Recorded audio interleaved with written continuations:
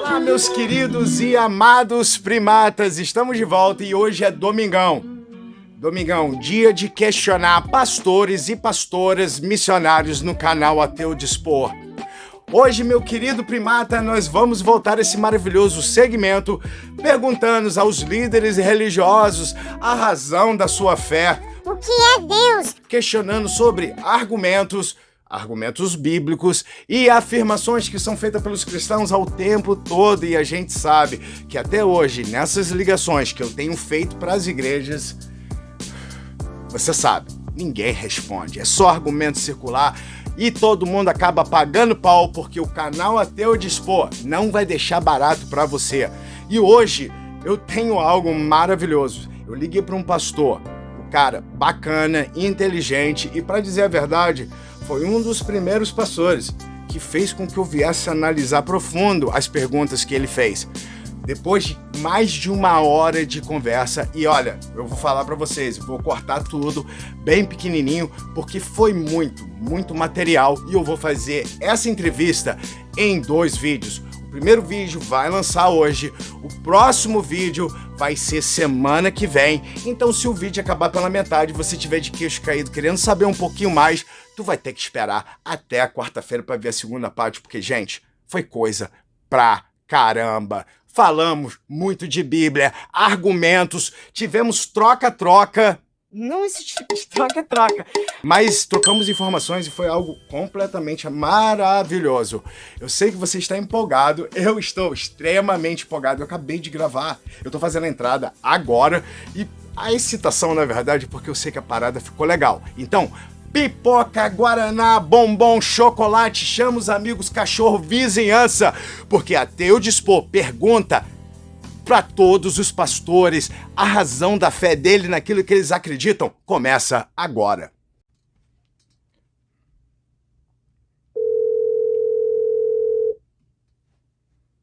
Tudo bem com o senhor?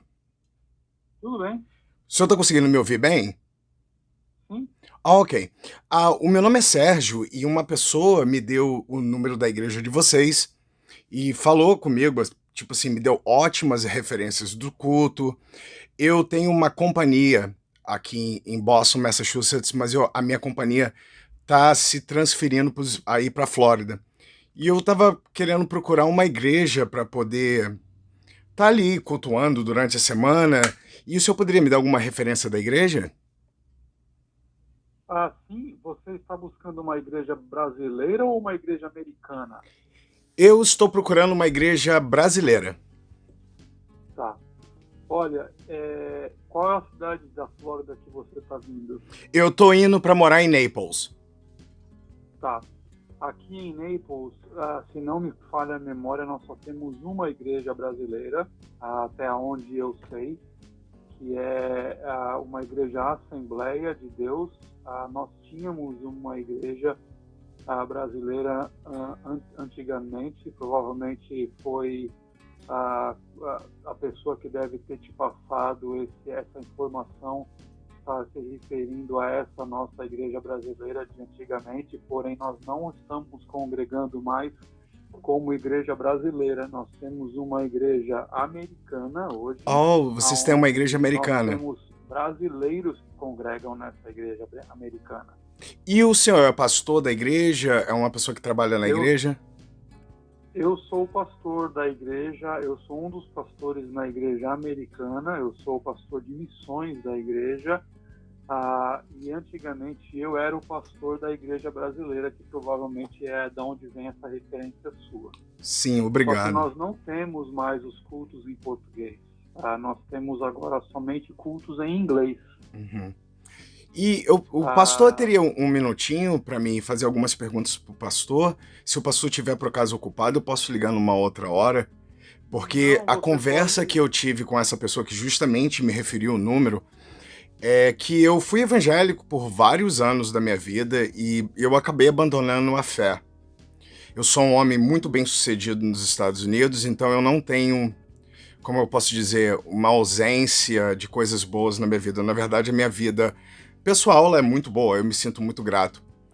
Mas fica sempre aquela questão de Deus, né, na cabeça da gente, principalmente porque eu era evangélico no Brasil, e como eu já moro aqui nos Estados Unidos há muitos anos, você acaba tendo essa mistura de culturas, vamos assim dizer, né? E vai criando dúvidas, você vai se envolvendo com pessoas diferentes, e a sua fé ela vai acabando sendo, como eu posso dizer, balançada. Porque hoje nós vivemos num tempo que a gente não pode acreditar em tudo que as pessoas falam pra gente, principalmente porque existe tantas religiões no mundo e tantos deuses que acaba criando uma confusão na cabeça da gente em qual Deus que a gente deve acreditar. E eu acabei formulando várias perguntas dentro de mim. Eu estudei bastante a Bíblia, mas teve muita coisa que fica ainda, eu posso dizer, me perturbando em relação à Bíblia, que poucos pastores conseguiram me explicar. E essa pessoa falou: olha, se você for esse pastor, ele vai conseguir te dar as respostas. Ele é uma pessoa muito sensata, uma pessoa com muita paciência. E eu realmente recomendo você a ligar, ou ele vai encaminhar você a uma pessoa que vai poder responder as suas perguntas. Porque no final do dia, o que é mais importante é que Deus ele seja evidenciado na vida das pessoas, correto, pastor? Com certeza. E a minha pergunta para o senhor parece até uma pergunta até meio boba, mas eu acho que vai ter um sentido no final. Eu sei que o senhor vai colocar as coisas todas no lugar e vai me trazer uma compreensão melhor. Mas o que é Deus no final de contas, né? Porque eu tenho amigos que são testemunhas de Jeová, eu tenho amigos que são mormons, eu tenho amigos de outras religiões, até mesmo muçulmanos, e cada um deles me dá uma definição de um Deus antropomórfico que acaba contradizendo um com o outro e a gente acaba ficando duvidoso. E a pergunta é: o que é realmente Deus, né? Porque cada um vai dar uma definição. É uma coisa que eu não consigo entender até hoje, pastor. Uhum, uhum. Olha, o que eu posso te dizer em relação a isso? Eu confesso para você que realmente a gente acaba sendo, acaba ficando confuso muitas vezes por conta de tantas informações que nós recebemos, principalmente nesse mundo que a gente vive hoje, né? Onde as informações chegam até a gente de uma forma tão rápida que provavelmente não era assim na sua época de meninice e também nem na minha época de meninice. Você está exatamente lidando com uma questão que eu estive essa semana mesmo conversando com o meu filho de 14 anos de idade, onde eu falei para ele: filho, você se lembra que Jesus falou para a gente que a gente deveria amar a Deus de todo o nosso coração, de toda a nossa alma e de todas as nossas forças, né? Quer dizer, ele citou de uma certa forma mente, coração e força. Eu falei: a gente vive num ambiente, numa cultura e num momento onde muito se fala sobre a mente, né? Conhecer a Deus apenas no cognitivo, quer dizer, conhecer a Deus apenas no âmbito da mente, e não conhecer a Deus no âmbito do relacionamento pessoal, da vida com Deus. E eu falei para ele: a gente prepara as crianças para ir para os melhores colleges aqui nos Estados Unidos, porque a gente entende que é a mente, e com certeza a transformação na vida da gente ela precisa começar através de uma mudança de pensamento. A mente é muito importante. Se a mente não fosse importante dentro desse ambiente total, Jesus não teria mencionado isso, e Paulo também não teria mencionado lá em Romanos, no capítulo 12, de que a gente deve experimentar a Deus através de uma transformação da nossa mente. Sim. Quer dizer, a primeira coisa que deve ocorrer na nossa vida é exatamente uma diferença na forma da maneira de pensar, uma transformação na maneira da gente pensar, né? Pastor, eu tenho uma pergunta. Essa transformação, ela acontece através de evidências. O senhor concorda comigo? Tipo, o senhor se tornou um pastor não por uma fé cega. Eu acredito. Eu acredito Não, que houve coisas. deixa eu só concluir, que provavelmente eu vou tocar nesse Sim, assunto. sim, desculpa. Ah, que a sua mente vai, de uma certa forma, ditar também a direção da forma como você crê. Sim, pastor, mas a minha Quer dizer, por pergunta, isso... ela fica um pouco dentro disso que o senhor está falando. Eu entendi o que o senhor Uhum. quis dizer em relação a abrir a mente. Essa questão toda de Deus em si, fora da Bíblia, fora de qualquer outra religião, já se torna algo muito complicado, né? Porque nós vivemos em um universo que nós acreditamos que teve um início, pelo menos o nosso universo, dentro da singularidade. E nós temos constelações, planetas e tudo que nós encontramos aqui até hoje. E os seres humanos, eles só estão aqui alguns milhões de anos, nós podemos assim dizer, né? Apesar que muitas pessoas acreditam na Bíblia que o nosso planeta Terra ele tem somente 7, de 6 a 8 mil anos, o que seria impossível. Porque se nós acreditarmos assim, pastor, nós temos que jogar fora todas as comprovações da ciência, os biólogos, os arqueólogos, principalmente na questão dos fósseis. E nós sabemos que os dinossauros, eles já andaram aqui no planeta Terra. O senhor acredita nisso também, eu acredito, né? Porque nós temos evidências. Uhum. Então, Eu mostra não que o nosso vejo... planeta ele é muito mais antigo do que nós podemos entender através da Bíblia. E nós encontramos ali no começo de Gênesis tudo começando a partir de Deus pegando o barro e transformando o homem, consequentemente, da sua costela. Veio a mulher, o que é uma rejeição completamente completa da nossa biologia. Porque se nós crermos dessa maneira, pastor, nós também temos que crer que, consequentemente, Caim e Abel, que foram os filhos de Adão e Eva, e Caim matou Abel, ficando somente Caim. Cria uma grande pergunta para gente: como que foi possível que negros, asiáticos, europeus, sul-americanos, eles viessem a existir de um incesto que seria de Caim com a sua irmã ou de Caim com a sua mãe? Biologicamente dizendo, olhando por esse ponto, seria impossível. Porque se você olhar na África, todos os negros que coabitaram e tiveram filhos, nenhum deles nasceram com a aparência de um asiático. E se você for na Ásia, você jamais vai encontrar um asiático dando luz a uma pessoa negra, porque biologicamente isso é impossível.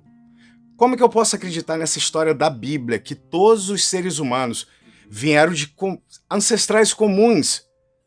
E a biologia fala que se isso realmente acontecesse, a maioria das nossas gerações seriam aberrações, porque o senhor sabe o que acontece, né? Se eu tiver relação sexual com a minha mãe, o meu filho vai nascer uma aberração. Como que eu posso, tipo, refutar isso para uma pessoa que... A pergunta que eu tô dando pro senhor foi uma pergunta que já me fizeram. E eu não soube responder. Sim. Olha, eu também não vou te prometer que eu vou satisfazer as suas dúvidas, porque até mesmo porque os escritos bíblicos, você tem que concordar comigo que os escritores bíblicos, eles não tinham a visão total do universo e do mundo quando eles escreveram, inspirados pelo Espírito de Deus, aquilo que era necessário para a gente conhecer para a nossa salvação.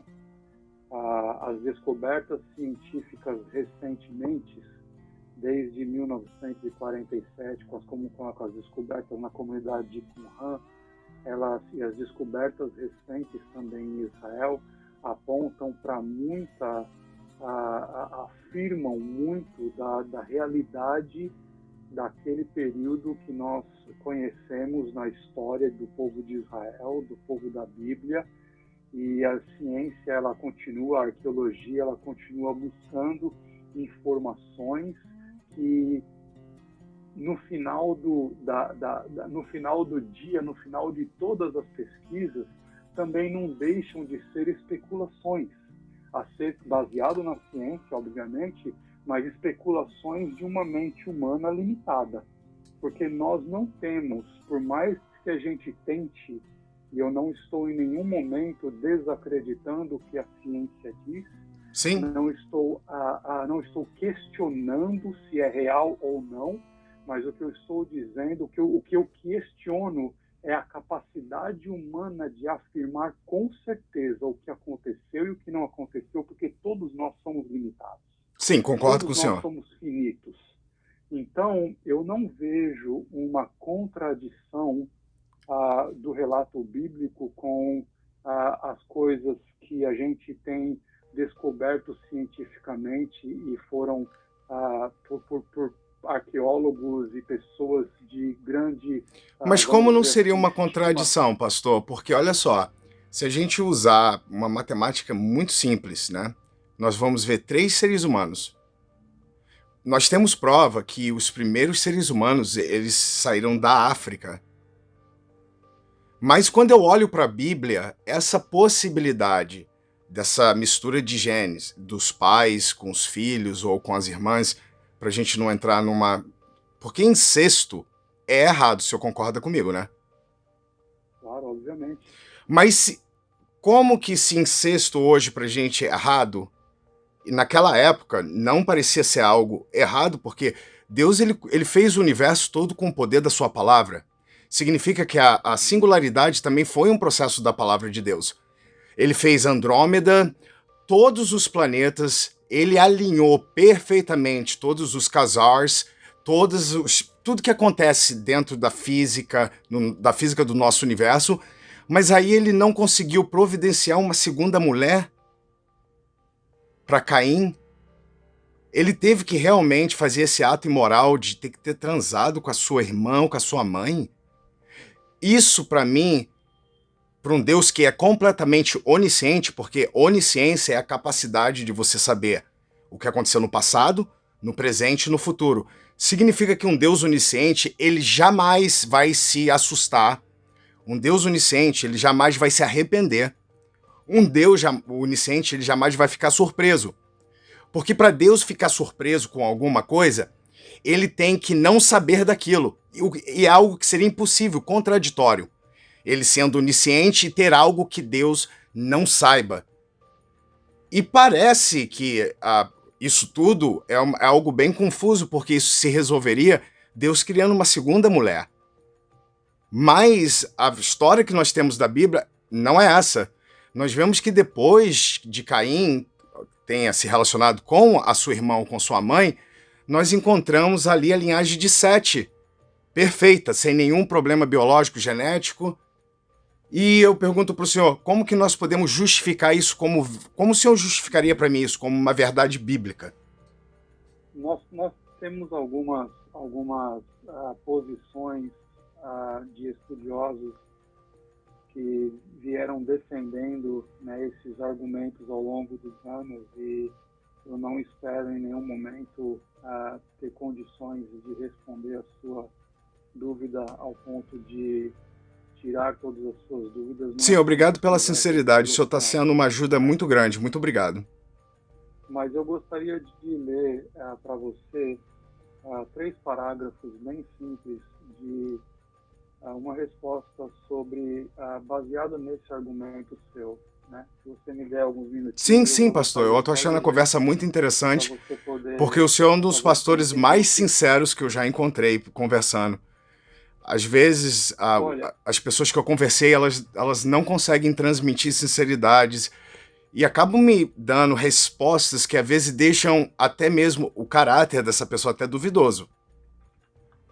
qual que é o seu nome? Desculpa, Meu nome é Sérgio. Sérgio. Sérgio, olha só. O meu nome é Sérgio. Eu vou ler para você 3 parágrafos e a minha sinceridade e até a minha postura de humildade diante desses seus questionamentos, eu levo isso muito a sério. Eu não estou brincando com você, eu Sim. não estou tentando em nenhum momento tirar o meu corpo fora para poder me livrar de você. Pelo contrário, eu me preocupo com a sua situação, com a sua pergunta, eu vejo sinceridade nisso, eu vejo um desejo, né? Mas a minha postura, até mesmo como pastor, a Bíblia é muito clara dizendo que quem traz a convicção ao coração do homem não é o outro homem. Eu jamais vou ter condições de trazer convicção para o seu coração. Quem vai trazer essa convicção é o Espírito de Deus. A Bíblia diz que o Espírito de Deus é quem traz a convicção ao nosso coração em relação ao pecado, ao mundo, ao diabo, todas essas coisas, e à salvação. Então, eu me coloco numa postura humilde diante de você e, ao mesmo tempo, uma postura de quem quer ajudar você com até mesmo a limitação do conhecimento que eu possuo. Eu não sei o que você ouviu ao meu respeito, mas eu também sou uma pessoa muito limitada. Então, Eu creio que todos nós, né, pastor? Essa é a verdadeira sinceridade, com né? certeza. Todos Mas nós somos aquilo que eu te limitados. falei, Sérgio, no começo do Também aceitei a Jesus, obviamente, pastor. Eu fiquei um tempo na igreja, eu lia muito a Bíblia na época que eu era da igreja, para ser sincero pro senhor. Entendeu? Eu lia bastante e eu vou dizer pro senhor que eu tinha a mesma sinceridade que o senhor tá colocando para mim, mas o que mais me deixou, sabe, assim, fragilizado foi várias contradições que eu encontrei dentro da Bíblia. E eu comecei a estudar, e eu ia perguntar aos pastores, e eles falavam assim, olha, tem coisa que você vai ter que acreditar por fé. Isso para mim não é suficiente, porque quando um pastor diz para mim que eu tenho que acreditar em algo por fé, significa que qualquer outra religião vai me dar a mesma justificativa. Você precisa acreditar na minha religião por fé. Por exemplo, pastor, eu posso justificar qualquer coisa no planeta Terra através da fé. Por exemplo, eu posso matar pessoas e dizer que foi através da fé de um Deus inexistente, mas isso não deixa de justificar. Então parece que a fé ela justifica coisas boas e coisas ruins também. Ela não serve como evidência.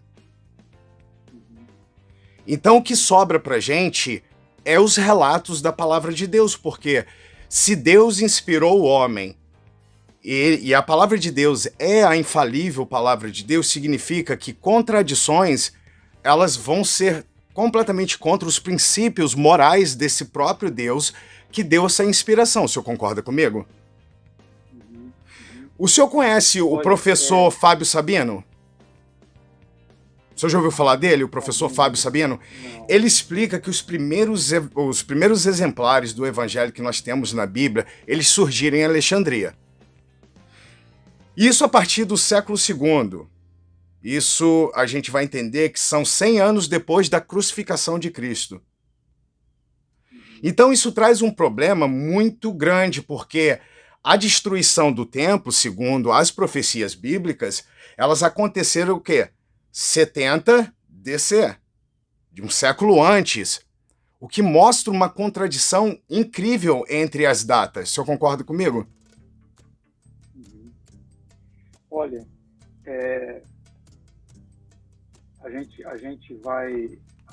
está tocando em vários assuntos e eu acho que, por exemplo, se a gente continuar tocando em vários assuntos ao mesmo tempo, provavelmente isso vai trazer mais confusão para sua mente, porque a gente nunca vai poder discutir um assunto especificamente. Não, tudo bem, a gente então perdoa, pastor, se eu coloquei os cavalos, a carroça na frente dos cavalos. Não, eu acho que assim, Sérgio, eu tenho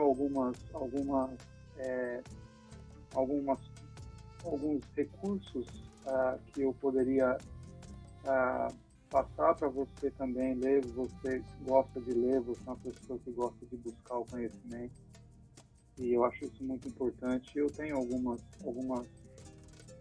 livros que eu poderia te indicar e alguns recursos, até mesmo na internet, que eu poderia te indicar, que são recursos assim vamos dizer assim, de uma procedência confiável, né?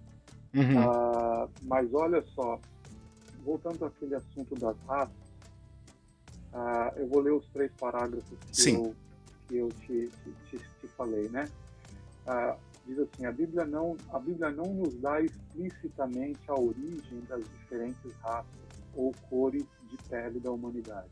Realmente nós não temos nenhuma passagem na Bíblia que fala qual é a origem das diferentes raças ou cores de pele da humanidade. Uhum. O que existe é apenas uma raça. A Bíblia fala de uma raça, a raça humana. Por isso que o cristianismo, inclusive, ele valoriza que todo ser humano tem o mesmo valor diante dos olhos de Deus. Hoje a palavra raça humana já não é nem mais usada, né, pastor? Nós falamos seres humanos, porque se exato. torna... O nosso mundo está mudando de uma rapidez extremamente... A gente fica impressionado, né? Sim. Então, eu sei porque o meu filho, ele fala sobre isso, né? Ele fala muito sobre ter cuidado do que a gente deve falar pra gente também não acabar sendo influência negativa na vida das pessoas. Exato. Olha só, dentro da raça humana há uma grande diversidade de cores de pele e outras características físicas. Alguns especulam que quando Deus confundiu as línguas na Torre de Babel, lá em Gênesis 11, ele também instituiu a diversidade racial. Algumas pessoas acreditam que a Torre de Babel houve também a instituição da diversidade racial. É possível que Deus tenha feito mudanças genéticas na humanidade para melhor capacitar as pessoas à sobrevivência em diferentes pontos geográficos, como os africanos sendo melhor equipados geneticamente para sobreviver ao excessivo calor na África. Concordo com o senhor, eu já li sobre isso, tanto que em partes que são mais frias do nosso planeta, as pessoas tendem a ter a pigmentação, que não são cores, né, pastor? Fica melhor o termo pigmentação mais clara, porque para poder sobreviver ao frio intenso. Então, na verdade, a questão de pigmentação de pele, elas acontecem por impacto ambiental. Se uma pessoa mora num lugar mais quente, ela vai ser mais escura, e o DNA dessa pessoa, ele vai ser adaptado através de centenas e centenas de anos para que a pessoa venha sobreviver a esse tipo de clima. E a mesma coisa acontece em climas mais frios. Eu entendo essa aí, mas eu acho que o senhor dá um pulo muito grande. Veja só, peraí, essa é apenas uma visão. Deixa eu ler todos os 3 parágrafos e aí você faz o seu comentário, tá bom? Tá bom. De acordo com essa visão, Deus confundiu as línguas, causando uma separação linguística, e então criou diferenças raciais genéticas baseadas em onde cada grupo racial deveria se estabelecer geograficamente. Mesmo sendo possível, veja agora onde o que é interessante. Não há qualquer base bíblica explícita para essa visão. Ok. Essa é o quê? É um argumento, tá? É um dos argumentos. Então veja só. O que está sendo defendido é que, apesar de ser um argumento que existe no meio de muitas pessoas estudiosas, não só teólogos, mas arqueólogos e pessoas também que estudam a origem das raças, a origem dos povos, né? Mesmo sendo possível, não há qualquer base bíblica para sustentar essa visão na sua totalidade. As raças e a cor de pele da humanidade não são, em lugar algum, mencionadas como tendo alguma conexão com a Torre de Babel. Agora veja só isso. Após o dilúvio, quando as diferentes línguas vieram a existir, grupos que falavam uma língua migraram juntamente com outros da mesma língua. Assim, os dados genéticos para um grupo específico encolheram dramaticamente, conforme eles não tinham mais a totalidade da população humana para se misturar. Uhum. O cruzamento fechado ocorreu, fazendo então com que certas características fossem enfatizadas nesses diferentes grupos. Todos estavam presentes como uma possibilidade no código genético.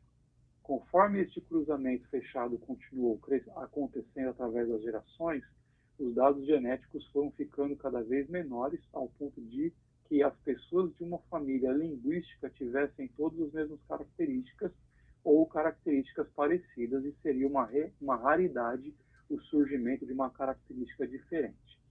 Uma outra explicação, quer dizer, esse é um outro argumento, uma outra explicação é que Adão e Eva possuíram os genes, por serem os primeiros criados por Deus. Deus criou Adão do pó e Eva a partir da costela dele. É que Adão e Eva possuíram, naquele momento, os genes para produzir descendência negra, marrom e branca. E tudo o mais em termos de raças, quer dizer, estava ali dentro deles. Isso seria parecido com o que acontece com um casal interracial, que tem filhos que variam muito em cor uns dos outros. Como Deus, obviamente, quis que a humanidade fosse diversa na aparência, faz sentido que Deus daria a Adão e Eva a capacidade de produzir filhos com tons de pele diferentes. Mais tarde, os únicos sobreviventes do dilúvio foram Noé e sua esposa. Os 3 filhos de Noé e suas esposas, 8 pessoas ao todo, talvez as esposas de Sem, Cão e Jafé fossem de diferentes raças. É possível que a esposa de Noé tenha sido de uma diferente raça em relação a Noé. E talvez todos os oito, né, que sobreviveram fossem de raças misturadas, o que significaria que possuíam a genética. Mas isso, pastor, tem vários problemas nisso daí, tem vários problemas. Vários problemas. Por isso que eu queria, quando o senhor começou falando, o senhor concorda comigo? Não há diferença. Seres humanos são iguais.